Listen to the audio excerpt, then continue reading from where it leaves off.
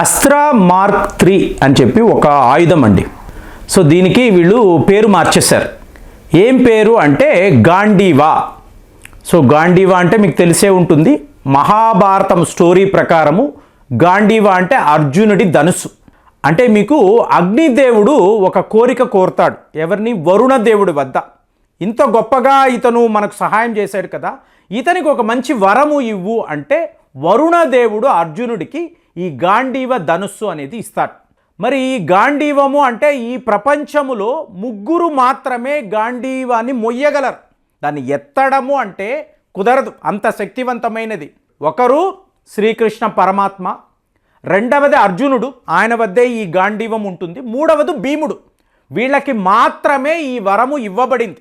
ఎందుకు ఇలా చెప్తున్నాను అంటే ఇది ఏకంగా బ్రహ్మదేవుడు సృష్టించిన ఒక కైలాసము, ఒక మానస సరోవరము, అలాగ గాంధీవాన్ని బ్రహ్మదేవుడు సృష్టిస్తారు.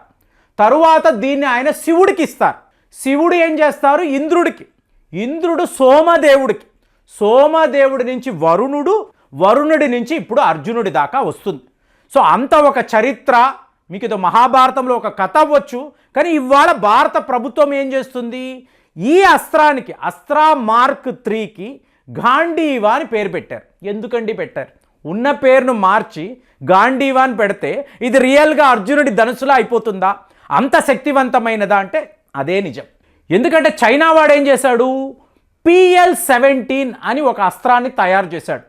ఇది ఏమిటి అంటే air to air missile system, అంటే గగనతలములో వెళ్ళగలిగే ఒక మిజైల్. సో దీని యొక్క రేంజ్ చూసారనుకోండి 400 కిలోమీటర్లు. వాడు ఇంకా కూడా ట్రయల్స్ నిర్వహిస్తున్నాడు. సో ఇది భారత్కు మంచిది కాదు కదా, వాడి J-16 విమానం నుంచి దీన్ని ప్రయోగించవచ్చు అని చెప్పి మనకు వార్తలు వచ్చాయి. సో అప్పటి నుంచే డిఆర్డిఓ మీకు గత 4-5 ఏళ్ల నుంచి కూడా మీకు అస్త్రా మార్క్ 1, మార్క్ 2, మార్క్ 3 దీని మీద పరిశోధనలు అనేవి జరుగుతున్నాయి. సో ఇప్పుడు అస్త్రా మార్క్ 1 అన్నారు అనుకోండి, 80 కిలోమీటర్ల దాకా ప్రయాణించగలదు. సరేనండి, ఇదంతా ప్రయాణిస్తే మనకేంటని మీకు అనిపిస్తుంది. అలా కాదు, సింపుల్గా అర్థమయ్యేలా చెప్తున్నాను. ఇప్పుడు పాకిస్తాన్ ఉంది కదండి, పాకిస్తాన్లో లాహూర్ అని ఒక నగరం ఉంది. లాహూర్లో ఒక ఫోర్ట్, ఇది చాలా ఫేమస్ అండి. అంటే ఒకప్పుడు మీకు ఆ ముఘల్ సామ్రాజ్యము, బ్రిటిష్ వాళ్ళు వీళ్ళందరూ చూసినదే. సో ఈ నిర్మాణము చాలా బాగుంటుంది. ఇవాళ పాకిస్తాన్కి భారత్ మధ్య ఒక యుద్ధము, మనం ఈ లాహూర్ ఫోర్ట్ని కొట్టాలి అని అనుకున్నాం. సో మామూలుగా ఏం చేస్తాము? బ్రహ్మోస్ని తీస్తాము, ఒక సిలోస్ అంటారు, అంటే ఒక లాంచ్ ప్యాడ్ ఉంటుంది. ఆ లాంచ్ ప్యాడ్లో ఈ మిజైల్ని మోహరించి మనము కరెక్ట్గా టార్గెట్ని ఫిక్స్ చేసి ఇక్కడ మనము ఆ బటన్ అనేది నొక్కుతాం, స్టార్ట్ బటన్ నొక్కుతాము. ఇప్పుడు ఈ మిజైల్ అనేది ఎగురుకుంటూ నేరుగా పాకిస్తాన్లోకి వెళుతుంది. వాళ్ళ వద్ద ఎఫిషియెంట్ ఎయిర్ డిఫెన్స్ సిస్టమ్ ఉంటే, అంటే బాలిస్టిక్ మిజైల్స్ను వాళ్ళు కవరప్ చేయగలరు. కానీ బ్రహ్మోస్ అంటే క్రూజ్ మిజైల్ కదా, రంజమని వెళ్ళిపోతూ ఉంటుంది.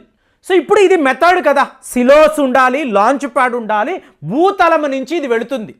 కానీ ఇక్కడ మన యొక్క గాంధీవ్ యొక్క ప్రత్యేకత ఏంటంటే, మీరు మీ సుఖాయ్ విమానం ఉంది చూసారా, సుఖాయ్ 30 MKI అంటారు, అందులో ఈ గాంధీవ్ని ఫిట్ చేస్తారు. ఫిట్ చేసి మీరు మొన్న బాలాకోట్ దాడులు చేసాం చూడండి, ఆ టైపులో ఒక తెల్లవారుజామున 3ంటికి ఈ సుఖాయ్ విమానాలు నేరుగా పాకిస్తాన్లోకి వెళ్ళి ఈ స్టార్ట్ బటన్ని కొడితే గగనతలములోనే ఎయిర్ టు ఎయిర్ మిజైల్ లాగా నేరుగా వెళ్ళి 350 కిలోమీటర్లు ఇది ప్రయాణించగలదండి. ప్రయాణించి మీకు ఆ టార్గెట్ని ఇది ఛేదించగలదు. అంటే ఇప్పుడు ప్రపంచములో రష్యా కాదు, అమెరికా కాదండి, చైనా వాడి వద్ద ఉన్న అస్త్రము భారత్ వద్ద కూడా వచ్చేసింది. ఇవాళ వాళ్ళు 400 అంటే మనము 350లో ఉన్నాం. సో ఇప్పుడు 350 కిలోమీటర్స్ అన్నప్పుడు పాకిస్తాన్లో ఎక్కడైనా, అంటే పాకిస్తాన్లో ఇస్లామాబాద్లో ఉండే వాళ్ళ పార్లమెంట్ భవనం అనండి, అలాగే వాళ్ళ మిలిటరీ హెడ్ క్వార్టర్స్, దేని మీదైనా డైరెక్ట్గా మనము దాడి చేసి ధ్వంసము చెయ్యగలము. కాబట్టి పాకిస్తాన్కి ఇది చాలా ప్రమాదం. మరి చైనా వాడి సంగతి ఏంటండి అంటే, చైనా వాడి మెయిన్ ల్యాండ్ అనేది చాలా దూరంలో ఉంటుంది. కాబట్టి మనం ఈ అస్త్రాన్ని, గాంధీవాని వాడి చైనా వాడి ఎయిర్ బేస్లు ఉన్నాయి చూడండి మన చుట్టూర్తా, 2-3 హూటాన్ ఎయిర్ బేస్ అంటాము, అలాగే గాచి ఎయిర్ బేస్ అంటాము, ఇవన్నీ ఉన్నాయి చూసారా, వీటిని మనం ధ్వంసము చెయ్యగలం. కాబట్టి ఇవాళ చైనా వాడు, పాకిస్తాన్ వాడు ఇలాంటి ఒక అస్త్రము భారత్ వద్ద ఉందా? డిఆర్డిఓ వాళ్ళు తయారు చేశారా?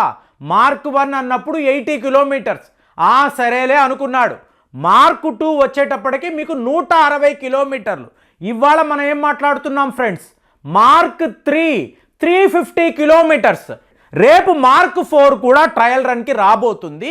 ఇది ఏకంగా 500 కిలోమీటర్ల పైగా అని చెప్తే మనం చూడండి, అంటే వాడు గత 20-25 ఏళ్ల నుంచి అష్ట కష్టాలు పడి టెక్నాలజీని డెవలప్ చేసి తయారు చేస్తున్న ఆయుధాలు మనము 10 ఏళ్లలోనే, ఎందుకంటున్నాను, 2013లో ఇలాంటి ఒక ప్రపోజల్ వచ్చింది.